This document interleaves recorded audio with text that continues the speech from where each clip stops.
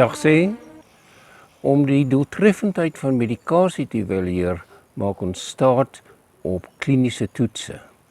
Daar is ongelukkig verskeie invloede wat hierdie mediese toetse kan ondermyn en ons op 'n dwaalspoor kan lei. Dit is dus belangrik om bewus te wees van hierdie invloede en daarvoor voorsiening te maak.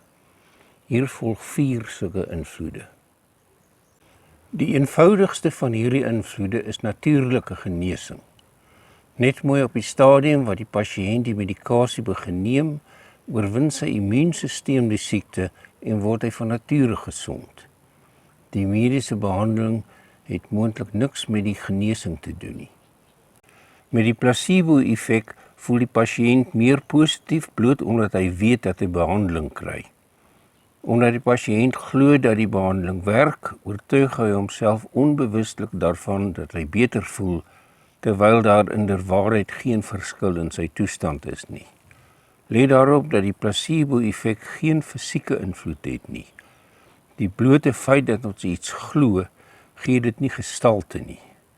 Die pasiënt se oortuiging dat hy beter voel, is volkome psigosomaties. Die intensiteit van kroniese pyn kan siklies wees. Pasiënte is geneig om mediese hulp te soek juis wanneer die pyn op die piek van die siklus is. Wanneer die pynsiklus daarna deur die trog gaan, skryf die pasiënt dit aan die medikasie toe. Mense is geneig om hulself beter te gedra as hulle dopgehou word. Gedurende 'n kliniese toets verander pasiënte dikwels hulle normale gedrag. Deelnemers aan die toets begin gesonder eet, hulle drink dalk minder bier of doen meer oefening. Hierdie veranderings in lewenstyl veroorsaak dat hulle gesonder word, ongeag mediese behandeling wat toegedien word. Dit skep die indruk dat die medikasie meer doeltreffend is as wat dit werklik is. Eksterne invloede soos hierdie kan grootliks uitgeskakel word deur gebruik te maak van 'n kontrolegroep. Dit kom daarop neer dat die steekproef in 2 groepe verdeel word. Die een groep kry die behandeling terwyl die ander dit nie kry nie. Die groep wat die behandeling kry is die toetsgroep en die ander groep staan bekend as die kontrolegroep. Die mate waartoe die toetsgroep beter as die kontrolegroep vaar, is die maatstaf van hoe doeltreffend die behandeling is. Met sommige siektes kan die pasiënt se toestand fisiek gemeet word deur tegnieke soos patologiese toetse of visuele waarneming. In ander gevalle moet kliniese toetse staat maak op terugvoer van die pasiënt, veral waar pynvlakke ter sake is. Waar sulke terugvoer deurslaggewend is, word daar gebruik gemaak van blinde toetse. Met blinde toetse weet die pasiënt nie of hy in die toetsgroep of in die kontrolegroep is nie. Die kontrolegroep kry inderdaad ook 'n middel, maar dit is moontlik in die vorm van 'n onskadelike suikerpilletjie wat nes die regte middel lyk.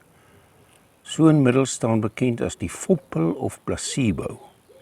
Die pasiënt is dus blind in die sin dat hy nie weet of hy werklik medikasie of die placebo kry nie. Die moontlikheid bestaan egter steeds dat die medisyne wat die waarnemings doen self subjektief kan wees en onbewustelik vir die pasiënt kan suggereer dat hy beter voel. Om hierdie rede word dit selfs aan die medisyne wat die waarnemings doen verberg watter pasiënte die werklike middel ontvang en watter die placebo. Eers wanneer alle waarnemings voltooi en op rekord gestel is, word hierdie onderskeid bekend gemaak. Die medisyne is dus ook blind gedurende toetsing en juis om hierdie rede word dit dubbelblinde toetsing genoem. Die resultate wat op hierdie manier bekom is betroubaar en kan nou as basis dien om die terugvoer van die verskillende groepe te vergelyk. Aanvullende en alternatiewe prosedures soos akupunktuur kan dikwels glad nie met sulke kliniese toetse geëvalueer word nie. Dit is raadsaam om eerder te hou by medikasie wat professionele kliniese toetse geslaag het. Hierdie praatjie was meer spesifiek gerig op mediese prosedures.